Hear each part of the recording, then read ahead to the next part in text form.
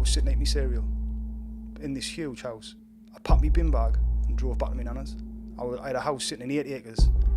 I ended up selling that house. I made 1.1 million on that house. 18, you lived with your nan till you were 30? 30, yeah. In a little tiny bedroom? Standard joke really with my mates, because I'd owned 50 doors and I still live with my nana. I'll have been early 20s. And someone was having like, you know, our little sorty quarters. He rents property offers now. I'll kill you as much as I can with success. Do you know, I love getting the deal. That's a big rush for me, negotiating the deal. But going from just, I own my own house and I've got 5 or 6, like, how do you go from owning one house to 5? Or is it a case of, right, I understand how it works now, I need to save up, and how did that go from that to that? So it's just Darryl sorted. Like, hold on a second, like, Darryl's just a human. He cannot just fix everybody's problems by chucking them a few quid. Has anybody asked if Darryl's alright? Lamborghini Urus 2 years ago. And then I got a phone call, someone offered us 35, I think it was 36.5 grand wages on it, and I sold it. I always see me, I think property is out to become a millionaire for dummies. So today we are joined by Darryl Cullerton. The reason I've got you on, now I've got different types of people on the podcast, but because you've achieved so much financially and you certainly did a lot in business, it's not something I come up against in the northeast, especially from Sunderland, mate. I feel like a lot of people from Sunderland, there's businessmen all over the place, but there's not many people kind of doing what you're doing from how you started, and that's what I'm excited about. And you said something off air which triggered us straight away, and I thought I need to ask about this. You started your property portfolio with a bank loan, is that right? That's correct, yeah. So can you tell us a little bit about your upbringing and how you got into this? Upbringing was really hard. Come from Castletown. We used to hide from the milkman. If he come and he needed paying, the window cleaner. My dad was a proper working man. Mum was a housewife, looked after me and my brother. And we struggled, but my dad worked hard. He tried to not see us done we're out, but at times we did. But me mum just looked after me and our Josh, and it was hard, you know. I remember being in my nana's when I was younger, and like me mum getting passed for a provi loan for 80 quid and celebrating in the dining room. And I go back to then, you know, like I know what it's like. I've seen a quote I've gone through the telemeter, so the pound coins come out the other side. So that's where I'm from. It's hard times, that, like, isn't it? Really hard, mate. You know, coal fires. You know. How, did that affect you when you went to school and that in your younger years? Like having the money and stuff, or is it something that you hid, or do people know? Like, I know a lot of people struggled obviously up here as well, but was that something that you were massively ashamed of, or did you just get along with it? No, I was never embarrassed, because obviously that was where I was from, and that's what made us the man I am today. Them hard times, I think, make people. I think you see a lot of people who's ruined, and they don't turn out as good back end as the people who had it hard front end. They can take you either way, but it was like it was a big thing for me moving forward, where I didn't want to be that person. But my dad was a tremendous businessman. He run the firm for years. Then when I was 17, my dad set a mechanical and electrical company up in my granddad's coal house in Castletown. Right. And that was a massive step for my dad, like taking 2 vans on and setting up. And that company today will have 50 employees on. Mad that, like, isn't it? My dad retired 8 years ago, because me and my dad struggled to work together. Right. I'm probably quite aggressive. My dad's like a stand back kind of guy. So growing up, when you went through school and stuff, I know you weren't ashamed of it or embarrassed of it, but when did you get the bug for I want to start making money? Was it like just getting average jobs when you left school? Like, how did that what was your mindset like then? I'm a good observer. I always look, and I used to see the people around us who was doing well, and everyone around us who like people spoke about or who I knew was into property. And it was something that didn't really set as a light in the beginning. It was when I started working for my dad. I'll have been 16, 17, and me and my dad wasn't like a great working relationship, because I probably wasn't really all in on it. And I just thought to myself, I want to be the person providing for me. If me and my dad had a fallout, I didn't want to be thinking, well, where's my wages coming from? But that spurred mine and my dad's relationship on, because I ended up buying my first house. Then before I knew it, I had 5 or 6. And I even run my house on an Excel spreadsheet. Do you really? Income, outgoing, what's left. I want to hang on. Let us go back a little bit there. So you said there you bought your first house, and now the next thing you know, you had 5 or 6. Like, I'm a homeowner. Yeah. I haven't got 5 or 6. Yeah. A lot of people will be the same. I mean, mate, I think even a lot of people, you're lucky to own a house. Yeah. Never mind. Like, I know a lot of people who are renting, and I know a lot of, people like that. So, and again, there's nothing wrong with that if you can't afford to sort of buy a house.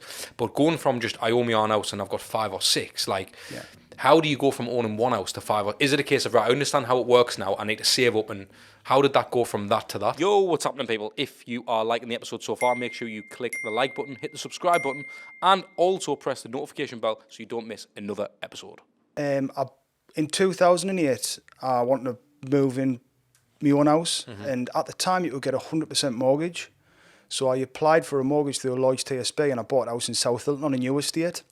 And I come in about 10, 12 grand light of the ask price, and that was the tipping point of obviously the crash. And they accepted my offer, and I moved into a house in South Hilton, 71 Southside Gardens. It was my first house. I still own it. And I was in there, and I wanted to be heavily involved in property, but I didn't have the money to do it. So I was just sitting, number crunching, how much would I need if I wanted to buy a 60 grand property, and how much rent I could get versus how much I could have left remaining just for repairs. So I decided to move back with my nana when I was 18. And I moved into, I would think, a 64 bedroom in Town End Farm in a bungalow. And I lived there for 12 years. While you owned the other property? While I owned that property, so I could then diversify into the property game. Did you rent it out when you moved in with your nana? Yeah. That's mad, that tax. And how old were you then? I'll have been 18. So you were 18, you lived with your nana till you were 30? 30, yeah.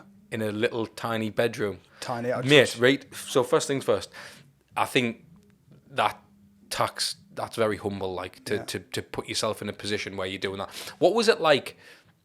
Because obviously, I mean, that's just showing how much you wanted to be a success, which is unbelievable again, mate. Like, but how did that affect you? Like, your mindset, people around you, having relationships, mates, like, did people not take the mick a little bit? Because I think, obviously, I understand why you did it. Yeah. And I would have been supportive of that. Yeah. But at the same time, surely there'd have been lads around you or people around you thinking, oh, bless him, he's in with his nana and all that. Like, did that happen? Felt like home. Did it? Yeah. I've got a house now, it's 6,000 square foot, and home was in that 64 bedroom. That's mad, that. I loved it. That's one of my biggest like inspirations, really, because I think, after the wheels fell off and everything went to cock, I end up back where I'm from. So it's not a bad exactly. I'd have to be an idiot now for everything to fall to bits on us. But I just think, I go back to Castletown, I go back to Town End Farm, and like, yeah, that's it. Like, isn't it? It's past money for me now. It's just I need a goal. So you've been in your nana's room, right? Yeah. You're 12 years. You're 30-year-old. Is that when you bought your second house? No. Like, why I live with my nana, I probably accumulated over 50 properties. Right. Okay. So I want to know about rewind back. I want to rewind back, right? Yeah. So you've got one. Yeah. You're living at your nana's. You understand now. You're renting that house out. Yeah. You get a little bit extra for the repairs and whatever it is to maintain that house. You're probably not making a lot of money on that house. No. But that's paying for itself, type of thing. How do you then get your second house? Well, my first house I didn't need a deposit. Second house I did. Applied for a loan. I knew 15 grand would get us over the line. Because I knew my mortgage payment would be about 150. My loan payment would be 300. My insurance would probably be 50 a month.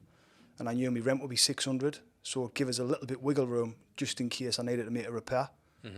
So bought that house. I gave 64,000 for it, 72 Baltimore Avenue in Town End Farm. I know every door that I've got, in my brain. And then revalued it at 90 grand. Pulled 65, 70 out of it. Bought another one. Then bought another one. Can I ask, when you're building these up, right? So say when you got to say 10, you were still at your nana's. Yeah. How did that feel? Because you said you went up to about 50 Yeah. different properties while you were at your nana's. How did that feel now? You've got all this property, all this wealth accumulating, but you're in a 64 bedroom. It was a standard joke really with my mates because I'd owned 50 doors and I still live with my nana, being aboard. But it was like, I was happy. I didn't need anything, I always liked my cars and stuff like that. But apart from that, I was happy and I knew I could grow there. And the thing about that, Darryl, is it's a weird sort of, I can't think of the word for it or the term for it, but like, it's weird that you were happy there, but you had this hunger to have all this wealth. Yeah. How does that work? Because clearly you're a lad who's happy with the simple things in life. Yeah. And you've already said if you ever it was all going to cock, you would gone back there. Yeah. So how do you have that hunger in you, knowing that you're quite happy there? Normally, I know for me, when I got into business, I made purely out of desperation. Yeah. That I need to make money, I need to make good money, and I need to do something I love. Yeah. I worked at the Nissans, all the call centres, all the usual shit. I did them all for years, and I absolutely hate every bit of it. And I felt empty as fuck, broken, couldn't be. I worked at construction companies. I was on good money. Yeah. And I remember one day when I come home, mate. This is no word of a lie, mate. I got into my kitchen one day after work. I worked for a big construction company, and I was their marketing manager there. I was doing all right, and had my first house and all that. And I literally went into tears. And I was like, I can't do it. And I remember our lass was like, what's the matter? I was like, I don't know. I can't do this thing. Don't know what it is, but it's never going to get us to the place I want to be. Yes. The Arnie Ways business. Yeah. Now, didn't realise how hard business was. I've been in business for about 14 years now, but I didn't know how hard business would have been. Yeah. And only the last couple of years have I realised actually there's no limit to what you can make in business if you actually fucking gun for it. Knowing what I know now, I wish I didn't buy a house really and put myself in a worse scenario, so I would have just saved and saved and saved and saved and saved. Yes. With you, what kept that hunger alight for you? It doesn't matter what I do in life. If you give us something, you'll get us all. Mm-hmm. You know, like I even like prior to us being involved in property, I was ranked number 1 in the company for 2 years, 86 kilograms. Mm-hmm. But you give us something to do, and I'll execute it at my highest standards. There's no half measures with Darryl. Mm-hmm. I'm all the way in, and when you just says there about you having a breakdown, as the story goes on, I'll eat you with a corker. I wouldn't. And you'll not believe it. Like as me development life went on. Mm-hmm. So at the time, when I was 18, this is probably a big thing for me as well. I lost my mum to leukemia. Right. When I was 18. No, it's fine. It's when I was 18, and my mum and dad moved to Barneycastle, and opposite the house that they used to rent, there was a house, and it was my mum's favourite house. So I ended up buying that house, and I'd done that house up, like 7-figure house, fantastic. Mm-hmm. I walked downstairs one morning. I was sitting eating my cereal in this huge house. I packed my bin bag and drove back to my nana's. Fucking hell. Packed my bin bag. I had a house sitting in 8 acres. I ended up selling that house. I made 1.1 million on that house. Like, that's how much I cleared, because the day that I come to move into it, I got a letter off the highways agency saying that I want to buy a house because I just want to knock it down and extend the E56. So that was a massive like property kill. Like, mm-hmm. But that was a house that I would never have bought if it wasn't my mum's dream house. Yeah, I get that.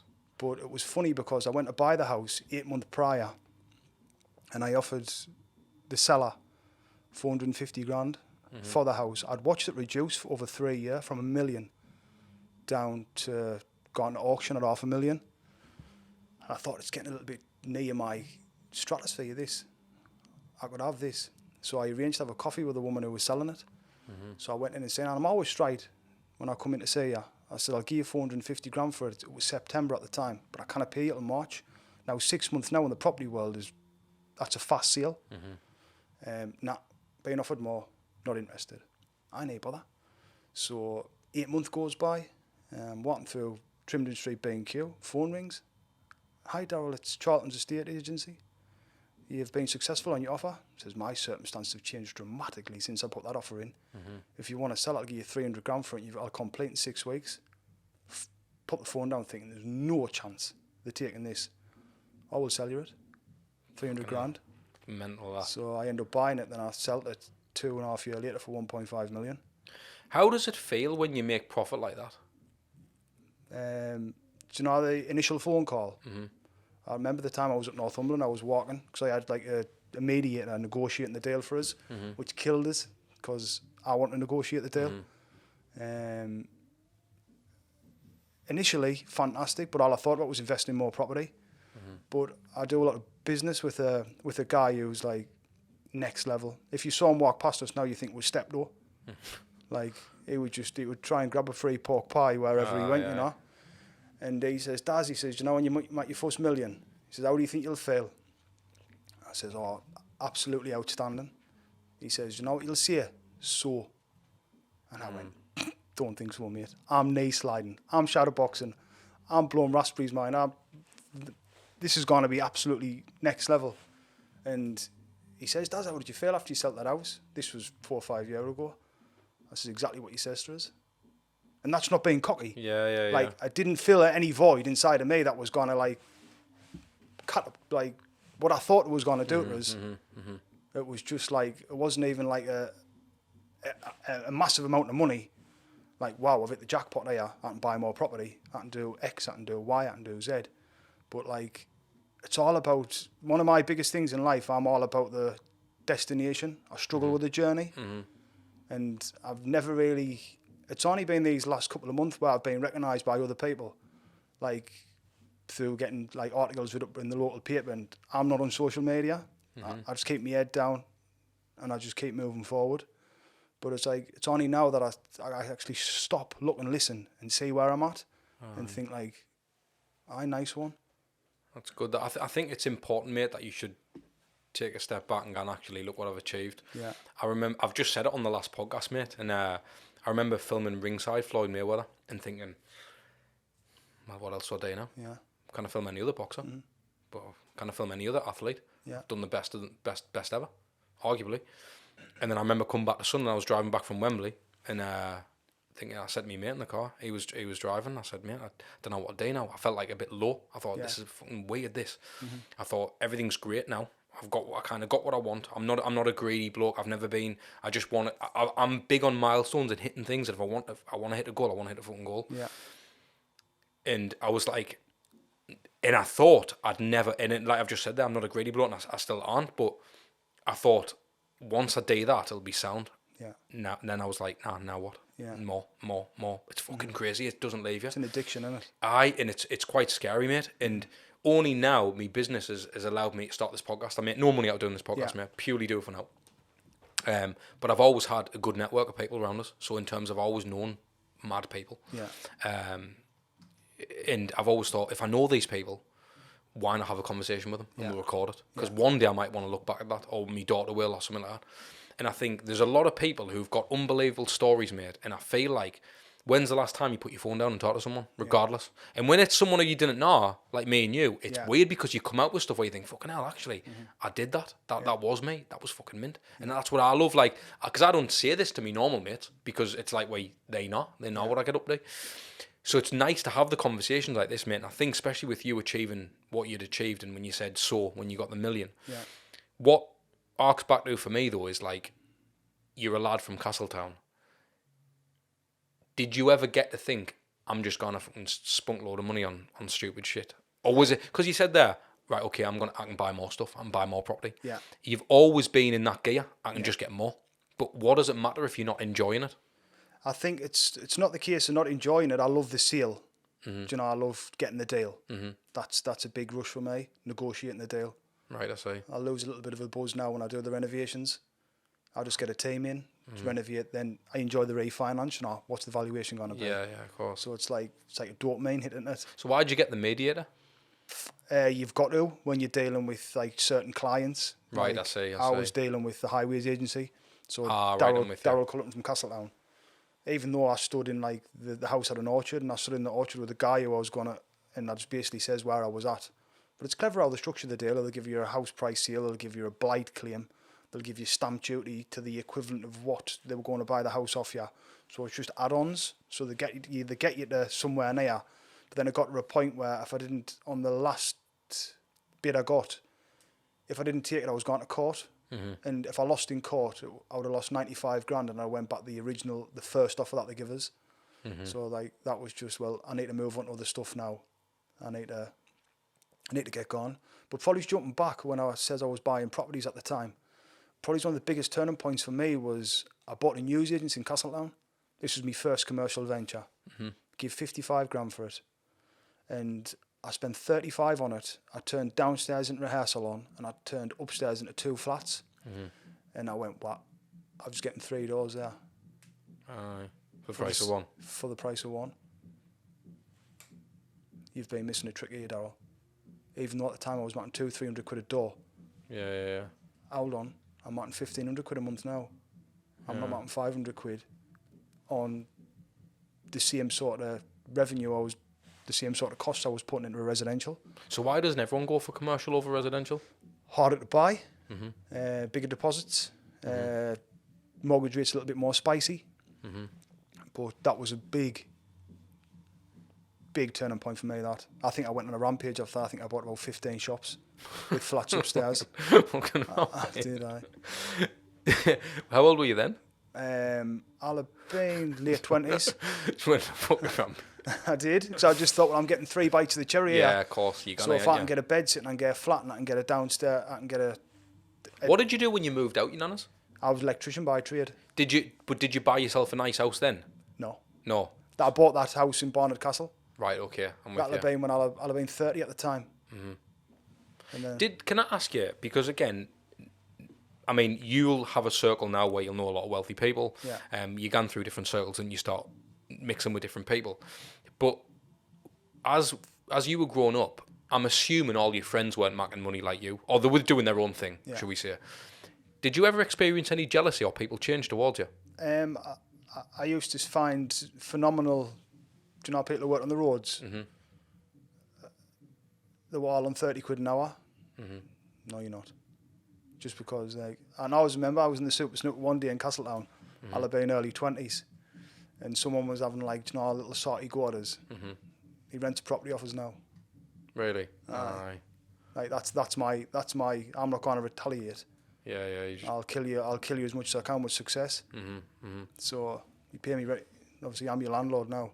Has there ever been any dark times, Darryl, building your sort of developments? It's like sleepless nights. Mm-hmm. It's probably one of the main things. I probably never been involved in social media because I could put like all the good stuff on, but I've had them sleepless nights. What does that look like? Why does a sleepless night happen? When 'Cause you've got loads of money and drive nice cars and... See, it's not necessarily like that because you just start playing a bigger game. Mm-hmm. Your 10 grand gans to 50 grand, your 50 grand gans to 100 grand, your 100 grand, you're buying bigger stuff. Then land and all that. Yeah, so it's like you're still doing the same thing but on a much larger scale. Mm-hmm. And you know, like I could have at any one time, you could have 6-7 figures tied up, and if your valuations don't come through or you didn't come in on budget, you know, you've got a problem. Mm-hmm. Like I always see people who go on property courses and within 18 months they're property experts. I'm still learning now, and I've been through it. I've used to go to the land registry and sign properties over rather than pay solicitors' fees. Mm-hmm.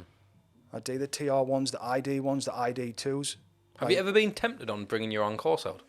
I get asked a lot, you know. I meet some lads in Costa and I give them like advice. Then obviously I'll still listen to their advice, you know, because I'm not getting it all right. I'll get majority of it right.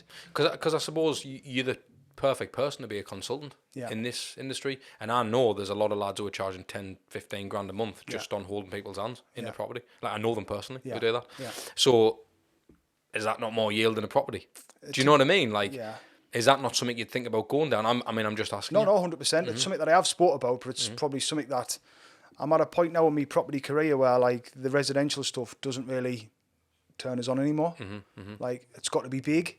Like if I'm not doing multi-doors now, like I'm not really interested because I can't be bothered, you know, with the headache to mark 10-20 grand.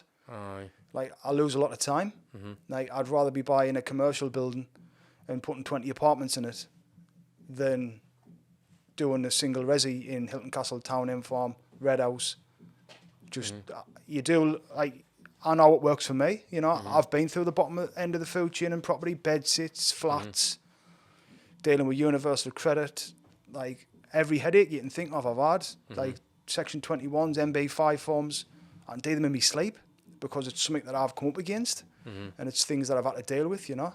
Do you regret any of the route you've took into business?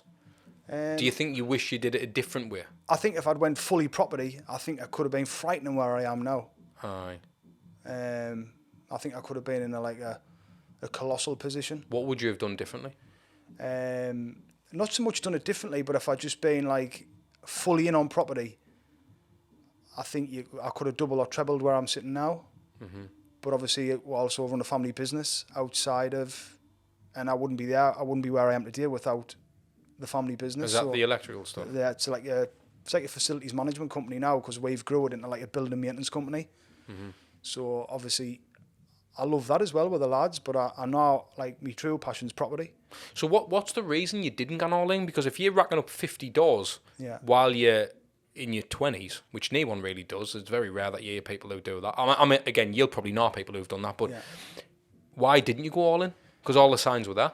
I just think that's I got an opportunity off my dad, you know, and I'm loyal. Aye. And That's like, fair enough. Like you didn't want to let him down, type of thing. Like even though like I transitioned into the office through my dad seeing as how I operate my property company, anally. Like even like I said earlier, my house was run off an Excel spreadsheet because I just think a lot of people get business mixed up. What comes in, what goes out, what's left. Yeah, Like, it's simple, really, isn't it? When you it work is, it out, like, you know what I mean. I was having a conversation the day I did an interview with the Financial Times, and I was speaking to a woman on the phone, and she said, "I just don't understand why you do it." I said, "Well, if someone offered you a Dyson hairdryer for 150 quid and you knew your mate wanted one for 250, would you buy it?" Well, obviously. I said, "Well, you've just answered my question." Yeah, exactly. I know if I buy a 60 grand property, the mortgage is 250, I can rent it for 600. Why would I not do it? How do you? Again, you'd have to give away all your tricks and that, but how do you operate on a daily basis? Are you the type? Are you just sitting on Rightmove? Not really. No, I work with a lot of investors as well. Yeah. Well, when I see investors, people who are selling stuff, it's I see a lot of people online who lend money off investors. I've never done that. I've bought off investors, but never been one of these who's offered probably something that I've missed a trick on there because I could grow at an even bigger pace. But I'm one of these. If someone's going to give us 6 figures, I want to know every possible thing that can also go wrong as well as go right. That's it, like, isn't it? Like I want to know like what can go wrong in this deal. At what point in your journey did you treat yourself? What was the first thing that you treat yourself with? Proper treat. I bought myself a Lamborghini Urus. How old were you? That'll have been 34. I had like Audi RS6s and stuff like that, you know, like before that. But like I would say like a proper treat. I used to travel a lot, even when I used to like fly to LA. I got to visit Tony, watch the Mayweather fights in the patio fight, the Maidana fight, done all that sort of stuff. Like, but probably like I bought myself a Lamborghini Urus 2 years ago. And then I got a phone call, someone offered us 35, I think it was 36.5 grand wages on it, and I sold it. Mad. How long did you have it, did you say? Probably had a year. How did that feel, getting the Lambo, driving around Sunderland? I prefer driving about my Defender. I had a Lamborghini Urus, I give £250,000 for a plus, like, bits and pieces. I was driving to town in farm to see me nana, David Lloyd. How does it feel, right? Because I'm on a mixed, like, I've never tripped myself to a nice car ever, mate, ever. I've got a thing where, mate, I feel like I didn't deserve now. Yeah. Weird, mate. I don't know. Trying to work through it, but I can't afford a fucking Lambo. Yeah. When you've got the Lambo and you're in Sunderland, do you feel like it's justified, or do you feel like, because as a businessman, and the reason I ask this, even with business partners I've had in the past who drove, nice cars, and I'm thinking from a business head, why would I spend $2 grand a month on a car when that could be a few houses? Yeah. Couple of hours. What's the reason? Is it a case of I'm making that much money, I might as well get something, or is it a case of no, I'm big into me cars and I want a treat? Do you ever think, like, even when you buy, it could be a watch. Yeah. Do you ever think this could be a house? This 100%. So how do you battle? Like, how do you work that out? Is it? Aye, really hard. And I knew if I could sell it, mark 30 odd grand, I could buy 2 flats. Are you always thinking like that? I was like that. So it's sometimes not really a good thing, but like I wasn't bothered. Like I think I look at most things as like a transaction. Have you got a family in that? Yeah, I've got a girlfriend. I've got a little girl 1, and I've got a little boy due in June. Oh, congrats, mate. No, cheers, mate. Aye. I mean, I've got a little 2-year-old. I know what they're like. Aye, she's 14 months, so that's class. So how are you to live with when you're? Because you must be constant, like. One thing I can see, like there is times I'm vacant. Like I will ask him to be talking to us, and like I'm not there. But one thing one of my business partners hates about it, he'll ask us questions, and if it's like pivotal in the conversation, I can relate, and he goes, I hate it when you do that. So if it like interests us, it's as if I catch it. Yeah, I get that. Like, but if it's just like if I'm busy in my brain, and she's talking about just general stuff, you know. Like I'll only pick up on the stuff that, not because I'm being ignorant, Yeah, I get because I could have had a phone call coming back from work about 5 or 6 other things, and this is who I was when she met us, so I cannot exactly change, you know. How do you switch off then? Do you? Like, what does it look like? Like, it's like I always say, I'm going to have some time off. Like last year was probably one of my busiest years, and I really felt it. Like it wasn't good for us, and I actually thought to myself, Darryl, what are you doing? Like you just can't. You didn't. You're going harder now than you've ever went before in your life, and you didn't really need to. And I'll have this, I'll have that, I'll have this. And like next thing you know, like all these things need renovating. So I could have like stockpiled, say, £1 million worth of property, and they need renovations as well. Like some big stuff, you know, like there might be a 80 grand renovation today there, 50 grand today over there, 40 to do over there. And before you know it, all these 80s, 40s, 30s, 20s, the shops start totting up. Yeah, and then when you're lying in bed, then you're playing the numbers game. Like I'm lying sometimes and like I'll be up at 2 o'clock till 4 o'clock, but I can solve puzzles in the middle of the night. Fucking mad. But it really irritates us. I love me sleep. Like I'll be asleep 9:30 religiously every night, and I'll be up at 6. Like I'm not someone who's like out late. I need to be like switched on when I wake up. Has money changed you? Nah. Not in the slightest. That's one of the things that the lads do here. Like I think someone in fortunate enough to be in the position that I'm in now, and be able to nigh on play like any game that I want to. Like I want to show my kids how like this is not easy. You know, one of the main things I want to do with my kids is if they want something, they've got to do something to get it, because that was instilled in me. Yeah. I'll still spoil them to a degree, but obviously I want to give them life lessons. It's one thing I think it lacks in school. Doesn't tell you what your salary needs to be to buy a £100,000 house. Doesn't tell you council tax. Doesn't tell you gas, electric, water rates, 100%. TV license, Sky, Wi-Fi. You know, like why do we not get these simple life lessons? Like, there's not one man sitting. But you're self-taught though, aren't you? Yeah. So that like you've had that thirst for knowledge anyhow. You like not everyone's like you though. That's the thing. Yeah. And I think people should be taught all this. Yeah. But I feel like you've got to want to succeed regardless. Like if you didn't want to succeed, then you can learn everything. Yeah. But if you didn't know how to apply it, then what's it matter anyway? So I feel like it's trying to instill that, and it's like I know there'll be thousands of kids, mate, or there'll be people in Sunderland who watch this podcast, mate, just because you're on it and you know a few people in that, and like, or they'll watch it through me and they'll be like, I want to get into property. Yeah. How hard actually is it?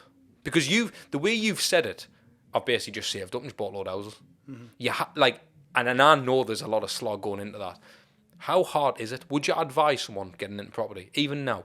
It's 1,000,000%. Yeah, you look at any graph over the last 50 years, stock, shares, property, all has gone one way. I honestly think owning a property in 40, 50 years' time will be like owning a relic. Do you?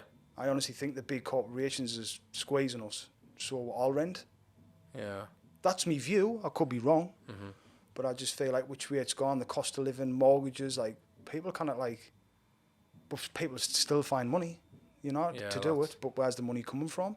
People living on credit cards. There's people's like killing themselves to get there, you know. It's crazy, you know, because I feel like you've got to have, if you can show someone the value in it, they'll do it. Yeah. That's the thing. It's like even when I'm creating content for my clients, mate, or businesses or whatever, a lot of people are like, I haven't got the £5,000 to spend on this marketing campaign. Yeah.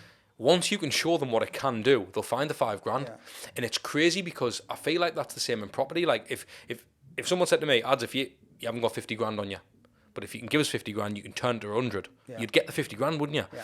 But I feel like most people don't have the knowledge. Where does a young person, Darryl, like say 18, 19, even in the 30s, 40s, whatever it is, who've never got into the property, where do they start?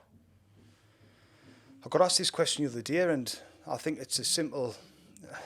I see it simple because I do it day in and day out. But at the time, I wanted to see like you can go to any broker and ask how much a 60 grand mortgage is going to cost you. So all I done was look at what the mortgage payment was, what the rent was, what's left in the middle, and what do I need to put into it. Now, there's people out there who will do like different deals where they'll gift you a deposit. You know, if you meet, it's all about finding the right man, isn't it? If you find someone who's eager to sell. Yeah, but I think a lot of people think, because they're from Sunderland, that there's nothing here, there's no opportunities. I disagree massively. I think if you're not willing to look for the opportunities, they're never going to fall on your doorstep. Especially with property, because the cheap is out of it. Cheap is out, You know what I mean? So it's like, what do you think of all the people? I don't know if you're not on social, you probably didn't know, but have you heard of like Grant Cardone and all these people? Oh yeah, like the Samuel Leeds and all these property, Rob Moore and all these lads. What do you think of people like that? It's just massive what they've done, isn't it? But obviously a lot of them got involved in cryptocurrency and stuff like that as well, didn't they? So do you think that's a dangerous game to play if you're involved in property? In what aspect? Just in terms of like, are you safer putting your money into property than getting into crypto and trading and all that type of stuff? I think if I got involved in crypto and like understood it, but I think it's too volatile. Like, there's one thing I'll say to anybody: if you're going to get involved in property, you ain't going to become a millionaire overnight. This is like a minimum 10-year slog. But if you sit in front of any person who's going to Do anything. do shares, they'll say give us 5 years. Well, even any business. Yeah. You know what I mean? You're not really going to matter a minute. I think a big one for me, ads, was like, when the time comes and I didn't want to work anymore, where's my door coming from? Yeah, exactly. Like, where we're getting paid from. Are you at that position yet? I could retire tomorrow and I'll just live on my rent. And how old are you now? 37. 37, that's mad, that, you know. That's unbelievable. Are you proud of yourself? I am, but I've definitely got like issues, you know. Like I'll openly say that I've got to have a goal. Like I think if you stop Darryl Cullerton doing anything, like I could just say that I didn't have something to go for tomorrow, I would be trashed. So if property was taken away from you, not your property, just property in general, what would you do? Do you already know what you'd get into where there's money? I think I just get back involved in property because I think it's just something that I love. Is it? I genuinely do, you know. I think, do you have goals in property though, like in terms of like there's a building there, I want that? I think I had a goal when I was younger. I wanted 5 houses and a Breitling watch. That was my goal. Fucking mad. That what about now? What's your goal now? You start getting a bit soppy, don't you, when you have kids? So you just want the best for them. But I just want to just get to as big as Darryl Cullerton can possibly get. But do you want like hundreds of millions? No. Do you know what I mean? Like, where's the limit? Because if you do what you're doing religiously forever, why won't you get to that? It's science, isn't it? Yes. You keep doing what you're doing, you're gonna get that. Yeah, I think when you get to a certain amount of money, I think you realise that you didn't need that much money, really. When I say not that much, I'm seeing 7 figures, but I think that a lot of people out there who listen to your podcast or anything else, they'll think if I had £1 million, I've cracked it. The £1 million doesn't last you long. That's it. It's like it's 20 grand a year for 50 years. It's not a lot. It is a lot of money, but if you think you can retire on £1 million, I personally don't think you can. If you're young, I think if you were older and you were careful, you probably could. But I like nice holidays. Do you get scared of if you were to lose it all? Is that what keeps the fire going, or is it just is it just an addiction? I think it's just. I'm trying to. Do you know when you find something in your life that just you know that like it lights the fire in you? I like one of the biggest quotes that I always listen to. Obviously, your time's done. You go upstairs. Jesus is sitting at his desk. Who do you think the best ruler would have been? Sit over there. No chance. He was just a normal working man, and he never got the opportunity to be the ruler. So you never seen how we could have acted if he'd fit in that position. I feel like property was one of the things that I was meant to do. Just something that I love doing. Like, obviously you love podcasting. Like, once I bought my first property, it was just a massive hit.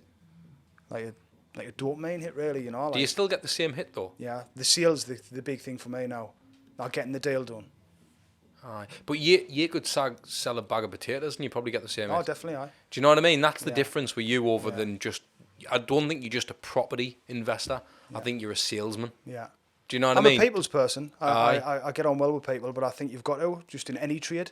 Yeah. Like, if people thought I was a knob, then I wouldn't get near a Have you ever seen the dark side of having money?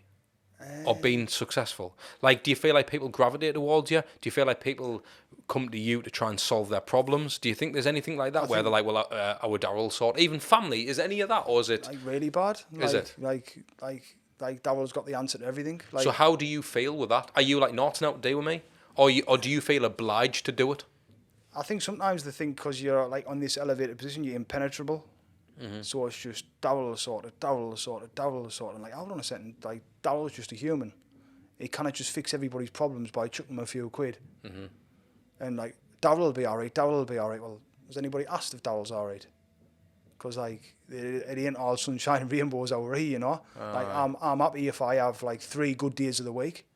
I'll take me low days, like, because I think everybody has them, and I'm not one like crying out, like saying I need help because I've done it. I just appreciate that I'm going to have good days and I'm going to have bad days, and that's just week in, week out. Even if there's nothing really to feel bad about, I'll still have me low days. Yeah, that's it. I think we all do though, don't we? And Regardless, like, that's the thing. It's just life. Yeah. But I just deal with it. You know, I go for a walk, put my headphones in. I like being outside. Have you noticed that? I wouldn't say does money make you happy, but does success get you in different rooms? Have you noticed? 100%. Have you noticed that? Can you remember a time in particular where you think, fucking hell, how am I involved with these type of people here? I think I've always been like one of the lads. So I always seem to gravitate into certain areas. But then it's weird how people notice you without you knowing you're being noticed. And then next thing you know, you like the rope comes down. Because there's the few amount of money people want to know if they max them as well. Aye, that's it. How do you act towards that? Well, it's just like you see, there's one thing I've learned in life, majority of people you help will fuck you. Yeah. Have you learnt the hard way? Yeah, 100%. When's that happened? I've invested in companies before where, like, not big amounts of money, like 20 grand. Looks like it's flying, but the MD of the company wants to be Rockefeller before the company's even initiated. Like, people want to live the flash lifestyle outside of business, like go for the game of golf or go to the Ramside, but that comes with time, you know. I'm delegating. One thing I've always been good at, delegating. It's like that's a common theme, you know. That's how you get to the next level in it. Aye, because I need to free as much of me up as possible. But I would think all the years I've been trading, last year was my hardest one. What made it hard?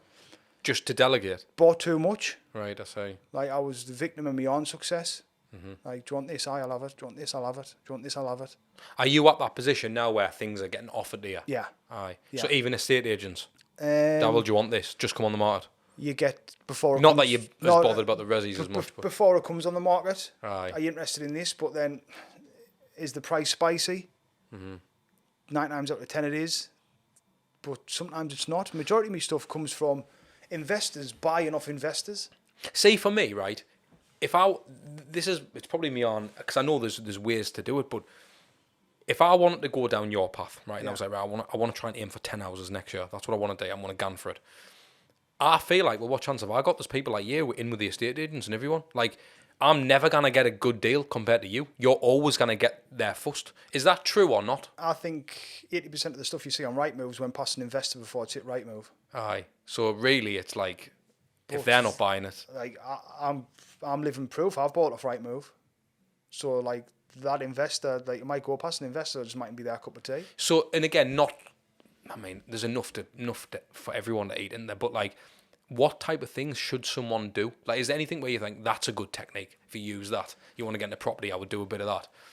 I think that I started in my local area because I knew values. I had a good understanding of like what things was worth around there, what sort of tenant I would attract. When I first set off, I would take anybody on board. Like, I just signed the tenancy, and like now I'd rather have a property empty for 3 months and get the right tenant. But like, housing at the minute is absolutely crazy. Like, I think I marketed, not myself, one of my pals does me marketing for us because he's really good at tenant finding, and I just give him a 150 referral fee for any successful tenant that he brings to us, and we'll put a 1-bedroom flat on. And I had 96 people within 2 hours for a 1-bed flat. Fucking hell, mate. You know, that's like just mental. It just shows you the demand is that big.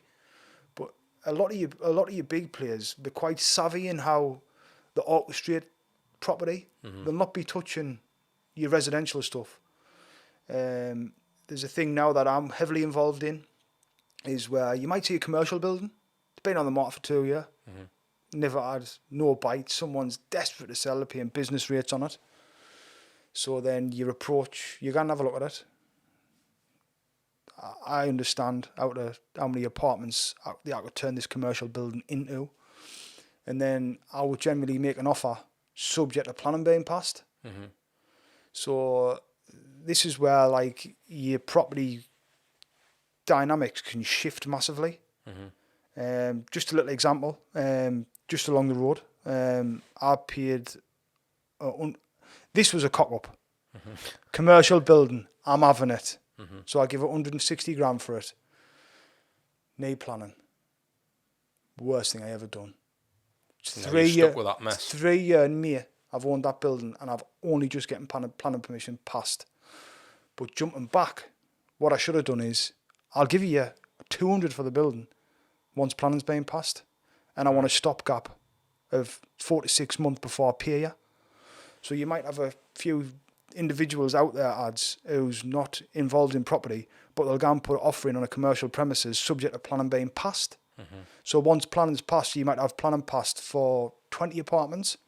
Apartment in Sunderland City Centre, 100 grand a piece, 22 million quid, you might have give 200 grand. That's the GDV of what it's worth finished. Mm-hmm. So you might have paid 200 for it, now you've got 6 months to find the money. Mm-hmm. But that property's went from 200 grand to 2 million finished. Mm-hmm. So you might have someone put that up and say, I'll give you 600 grand for that.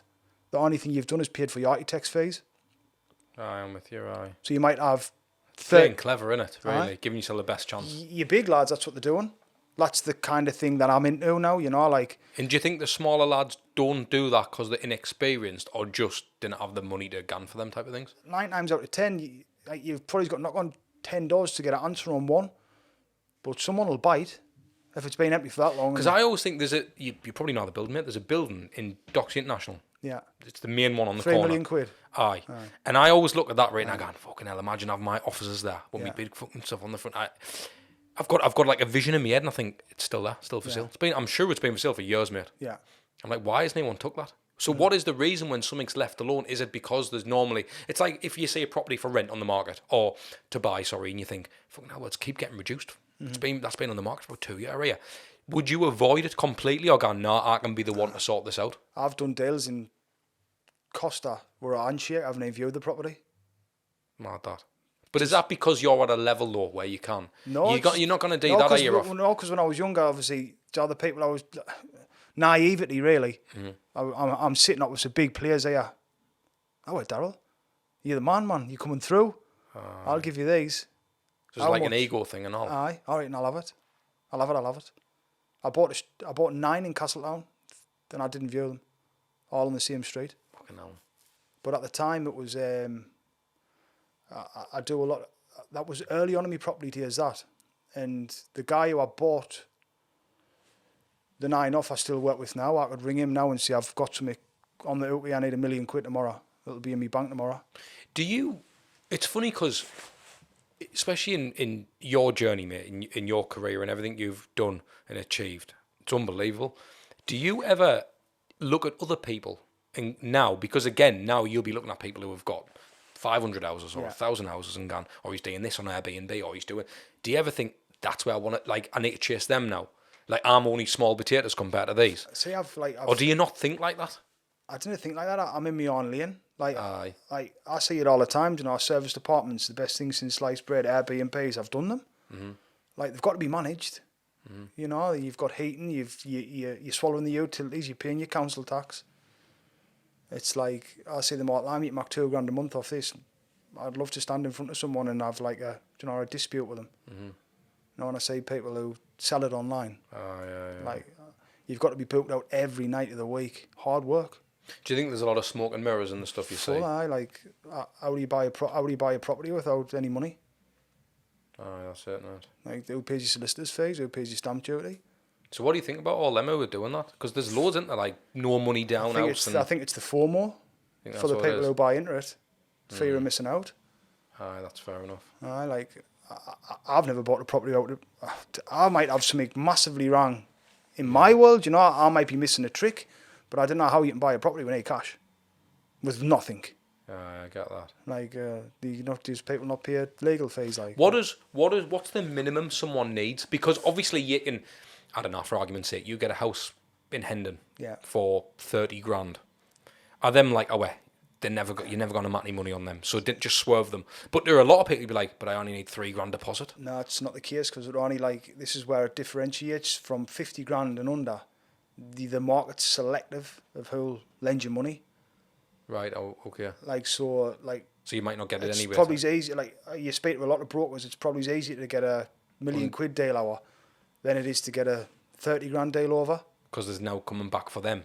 It's just the market's very restricted. So a lot of people will bridge, but then even bridging comes with its fees. Yeah. Like one of the biggest lenders out there probably is Together Lending. Them will come underneath 50 grand, but you'll pay your rate. So if you're scared of 5% and stuff like that, you'll be in at 8.5, 9 with them. But they'll get the deal done for you. What do you think of mortgage brokers? Do you think everyone should have one? I think which way it's going now, I think you'll not be able to get a mortgage without one. I think we'll go very Americanized, because I think out there you've got to use a broker. Oh, that's right. But you see, the point is though, because I've used a broker in the past and stuff, and am I right in thinking, because again I didn't know much about them, but am I right in thinking different brokers will have different relationships with banks? Yeah. So it's all good and well gone to whoever, but he's only got Nationwide, or he's only got NatWest, or he's only got whoever. How do you know who's the right broker to go to? Do you know what I mean? How do you find the broker that's going to do you the best? Because I know, for instance, my interest rate, obviously it's gone up. We came out the 5-year fixed. Yeah. And we're renegotiating, and it was fucking hell, it was ridiculous. Yeah. So went back to the same guy, and I'm still a bit well, I know there's got to be better out there. Anyway, we've ended up signing for, but it's where does that end? Do you just keep looking and keep looking, and then I use multiple brokers. Do you? So I play them off each other. See who can get the best deal. Because they're all in with different banks. Why would you go to a broker now when you're in the position you're in? It's just easy. Is it? Yeah, you've got to think I'll just send them my spreadsheets. So if I use these 3 brokers, they'll have me life on a computer. Do you know, if I had to independently fill everything out, I suppose. the time I would lose and waste. And they've just got a greater reach than me, so I would just pick the phone up. I'm interested in this. Do you think it'll work? Some of these brokers will do a lot of work and obviously not get anything out of the deal. Because obviously in some cases you can do desktop valuations where a value will not go out ads. So you might say, I'm interested in buying this property. What's a desktop val on it? Now that's a way where you can, if you get the right man, where it can work for you. So say you get a phone call off on one of the investors. I've got a property available. Let's use, for instance, Silksworth, Castlereagh Street. You can have it for 50 grand. Ring me broker. What's the desktop val on this? 75. 2 cents, I'll ring you back. If I run it through at 75, will you do the deal? But I might pay a little bit more tax. I can do the deal. But we're going to have to run it through at 75. So then, you're doing a transaction without putting a deposit in. Do you get that? Yeah. It's fucking mad, isn't it? You've just got to find the right man who's willing to do the deal, That's it, isn't it? Mate, it's unbelievable. I know even the streets you've mentioned and stuff. I know people have, and I just think I feel like it's something that everyone needs to be doing. Yeah. Everyone needs to be in property in some way, don't they? Really. I just feel like a lot. Even if it's having a couple, or do you think it's only worth going all in? No, definitely not. Just say for instance, you're 20. Or, I don't know. So you're 30, and you get 2 properties, and you can have them paid off when you're 55. So you might be making £1,200 a month for the in and out. You might get a boiler repair, you might get a roof repair, but you've still got that. Aye. You've got that pot. It's a residual income. Yeah, I get that. It's an no-brainer, isn't it? I speak to a lot of people who like PTs and that. Aye. You can only Gangster 4. I know. Before your elbows start feeling. Do you feel like is it the whole buyer's market or seller's market right now? I sold 2 last year, and I never ever sell. And I killed the selling. But I actually enjoyed buying, renovating, and selling. It was all. So just to make that clear, do you not really ever flip them? Never. You're normally just right. Okay. I've sold 3 in my property career. That's crazy, because what you're doing is the patient game, isn't it? Yeah. But obviously it's volume, so the more you've got, the more Aye, I get that. So, the more you've got, but if you've only got a few though, it's not really worth it. I know it is in 30 years' time. Yeah. But like, if I'm only matting like £500 a month off a couple of houses, it's a bit like, wait, hell, I mat more my business. Like I just tack another client on. It's the same or whatever. You know what I mean? Like, I think if I was to like spin it around the other way, it's the same as like your first 5 podcasts. I in the get way that. you'd be if you'd done 500. Aye. It's like, I think you've got like It's fair anything enough you've got to be in it. Like your first client, you might make peanuts on them, but then your 20th, it's just a different trajectory in any business, isn't it? Aye, mate, I'm fucking loving this. Aye, Fucking it's like exciting, it's like what do you want and what do you want to look for? You know, like I always see me. I think property is out to become a millionaire for dummies. Aye. That's me. Anyone can get involved. That's me. That's like just off. Like not. I'm still on property here, but obviously I've give me mate the same thing that I done, and he's bought his first residential, and he's just bought a pub, and that's in the space of 2 years. And now he's just refinancing the first one that he bought, and he's going to pull 38 grand out. So then he'll have 38 grand to go on to his third one, and that was just our cup of coffee in Costa. Do you right? Okay, so should you set up a business doing it if you're gonna get into 100%. it, or should you just get the first one on while you're at home and then scribble the money and then, or is it like capital gains and everything? Is there loads of dodgy shit where you can get done? You're just gonna touch on something that I cocked up on big style. So when I first got going, I was just hammering everything in my personal name, like buy, personal name. And then I got to a point where I had to start, when they brought the new interest rates out. So if you buy in your personal name, they'll fully deduct tax from your mortgage payment and your rental payment, where before your mortgage payment will be offset and they tax you on your profit on top of your mortgage payment. Yeah, I get so that. if it was 500 quid worth of rent, your mortgage was 3, your mortgage was offset, you'd be taxed on your 200. Aye, I get that. So then the accountant says to me, you've got 4 years to start selling me on properties to my own limited company. Aye, so you're buying them off yourself. I'm buying them off myself, aye. So is that just to get them out without? I had to do them. I had to do it over a 4-year period, ads. Fucking hell, man. So like, and I'm paying capital. So should someone set up a business doing it even from the first one? I believe so. Aye. Like I do it probably a little bit differently. I've got multiple investment companies underneath us, but I call it like a triangle, because I've got my property management company what will collect me rents and then disperse them into my investment companies. It's a good way to deduct 15% before it comes down to saving off the top and all. Yeah. So you're trying to like keep as much in house as you can. So what should someone be avoiding when getting into property? Just getting carried away with the bidding game. I saw so many people, when all that COVID money was bouncing about, you couldn't buy out. Everyone was coming out of Nissan or wherever and just like bidding on stuff and overpaying. But look at it now, the market's starting to settle and starting to come back down. How should someone buy, right? And this is the reason I ask you this, Darryl, right? A lot of people I see on social media, right, who maybe were my age, right? Yeah. And I look now and they're putting the house on the market for 500 grand. And I'm thinking, wait, I know you work in a call centre. Yeah. I know you can't be making that much money. Maybe he's got deposits off parents and stuff like that. All I can think of, either you've been gifted a big deposit, or you're debted up to your eyeballs, and you can't afford nout. Yeah. Do you think it's worth people getting something just cheap like what you did, either living at home with a mum for as long as possible, or do you think it's worth like get something at a higher value, knowing that down the line you could sell that and make money on it? See, I think that the trouble you're going to have in Sunderland is a lot of people would rather buy a new Audi S3, buy a Moncler Giulia, where the best of gear, the gold chains, the watches, got any money, but it's all on them. I think that's a big problem in our area, and like that only lasts so long. Like, who are you impressing? Like, I think that is a big problem in Sunderland. I think everyone's out to impress each other, rather than like, I'll on a setting day. I want to max some pork.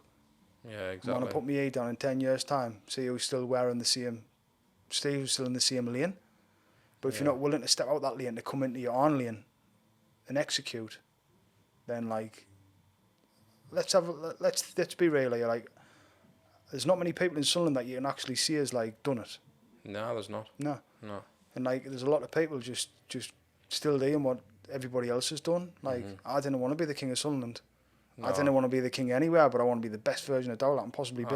And that's how you have to think. Yeah, and you need to get outside. You come outside of Sunderland, you've only got to go as far as Newcastle, or even if you're out in London, different game altogether. Mate, do you know what? It's funny, because again, I'm not obviously at your level or any of that, mate, but I've got my own thing going on, and I've worked in Dubai, I've worked all over the place, and even some of the people who I've worked with, and I know lads personally, I mean, a lot of my clients are doing 30, 40 grand a month. Yeah. They're just PTs, mate. They're online PTs selling courses, and they're doing 40 grand a month. Yeah. They're 23-year-old. Yeah. Like, I know people in property who can't even make that, and they've got plenty of, you know what I mean? So I see that side of things as well, and I know lads who've got all the Lambos and all that type of stuff, and I'm like, there's levels, exactly what you've said. So you're going into Dubai, I know there's a lad who I've literally just come off a call with, who's got a lot of property in JBR. He's doing really well for himself. He's not even 30, man. Yeah. Not even 30-year-old. Mm-hmm. There's a level of that to a local lad round here who's got 2 houses, and again, like you say, it's on his wrist, or it's and it's like, that's the problem. It's like, is it a, and this is not shitting on Sunderland. No, definitely not. It's not about that. But do you think it's a lot of people in Sunderland have gotten out, or in the northeast have gotten out? So it's a case of, I'm gonna have to show people I've got something, than thinking smart and building. Yeah. Do you know what I mean? It's trying to get them out of that mentality. Do you know what I mean? Because I think it is a lot of that. I think a lot of people are trying to, and social media is probably part of that. I think social media is a massive part of it. Do you know what I mean? Like, and that's probably why you're not on it. I think for business, I think it's fantastic. Mm-hmm. But I think if you're trying to pretend every day that everything's fantastic and your life's the best thing since sliced bread, like, I disagree. You know, because like, I could post, I'll post all kinds on, look at me. But like, nobody ever posts like the sleepless nights, you know, when your head's fried and you're thinking like what's going on here, you know. I think everyone's just out to impress each other. And I truly believe now we're at a point in our life now where like, you mightn't see you've done it, but how many times you've writ things out, what you truly feel, and then you've looked and thought, I cannot put that out there. I will get shredded. Exactly. So like, I think this is a big part of like the anxiety world. I think everybody's pretending to be a different creature to what they actually are, just for likes and not. Can you see where I'm going with this? I know exactly what you mean. And I think that's like, people scared to see how they actually failed because of the people jumping the bandwagon. They're putting up the persona to put out there to be that person. So you put out a false persona so you didn't get destroyed. Exactly. It's like a security blanket, isn't it? It is, for a lot of people. Do you know what I mean? You're pretending, aren't you? Where's the future of Darryl? Where are you gone?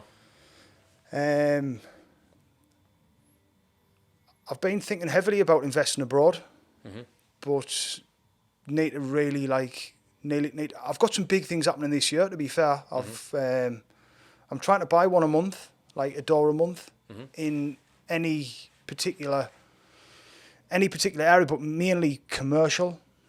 I've just had, this is a classic example of like, I think I touched on it earlier, that one along the road. I gave 155 or 165. It was one of them numbers. I'll go the higher, 165. I didn't have planning past. Biggest mistake I ever made, but just bought it because I thought it was cheap. I've just had planning past for 4 apartments and 4 ground floor retail units, and I've just had the valuation back for 800k. Right. So that means if I approach the finance company now, they'd lend us 65% of the 800k to renovate that building. So I'll bring that in for just over $500,000. There's 300 grand's worth equity in that building if I wanted to flip it. Or if I wanted to put it onto a normal high street bank, I'd probably get 75% of the 800 grand. But that's done by a panel that's been selected by a capital company who I'll work with to do the renovation. Something I've never done before, I've always used my own money. And I just thought, like, I'd rather get involved. I've seen a lot of other lads who's heavily involved in the commercial stuff, who once the GDV's increased on that commercial building, they'll just go to a finance company and then say, there's a lot of paperwork to fill out. This is not just the same as just ringing somebody up and saying, it's now worth 800k, and you chuck us $500,000 so I can go to Dubai and do me tits, you know what I mean? No, it's, so that's another thing that I've done, and I've got 3 to build in Ryop. Is that effectively so they're taking the risk, not you? So they'll give In a you, way, like... So once you've got planning permission passed and the valuers come back and said that building finished is now worth X, that's when you're in pole position, because them know what it's worth. So they'll lend you 65% of the 800k. Right, So what I'll do is schedule of works to prove that I can kit this building out for 550,000. So my hurt money is obviously the other 35%. I'm with you. Do you get us? Yeah, no, do I. Aye, so I always want to... So is that where you gone, right up? You got something like that? I've got 3 to build in Ryup. I was actually thinking about flipping them because I've had a few people approach us. Because that took us a year and a half to get planning past there. It was the plot of land that I bought. And I've just had 2 townhouses and a 5-bed semi-detached passed in Ryup. Mint. So that's a good one. But I've got some big meetings this week for some big tackle stuff, like big developments. That's where I'm at now.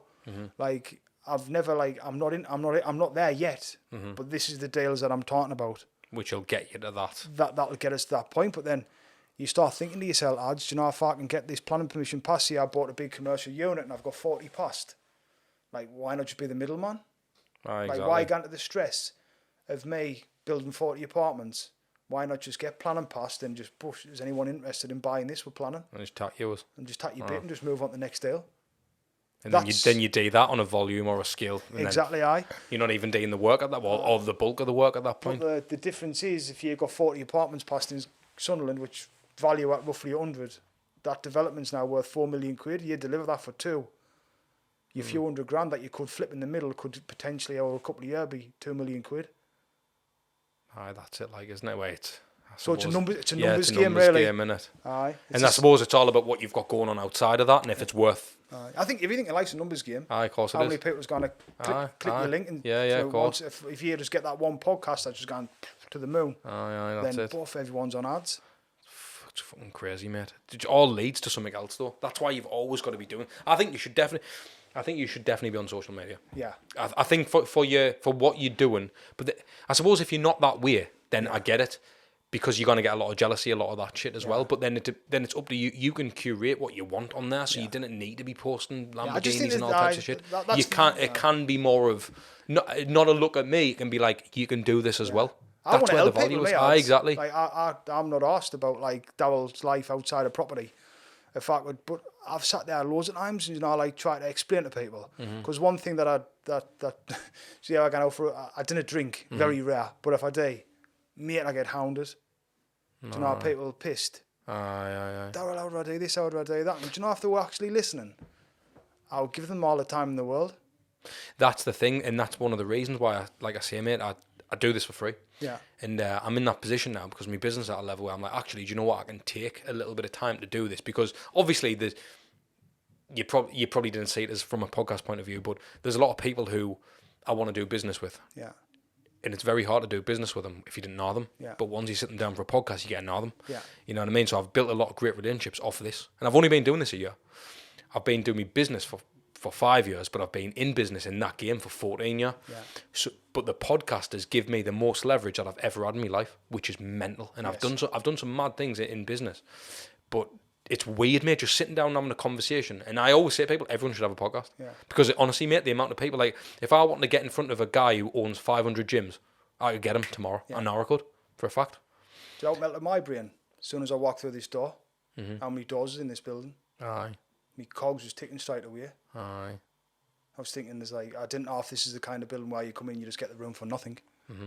Or whether you pay a fee. No, you pay a fee. There you go. So I'll just come in here, like, how many doors is in here? Aye. But if you look in London now, mate, right, most buildings, as you were saying there with the doors, they've all got podcast studios now in most of them.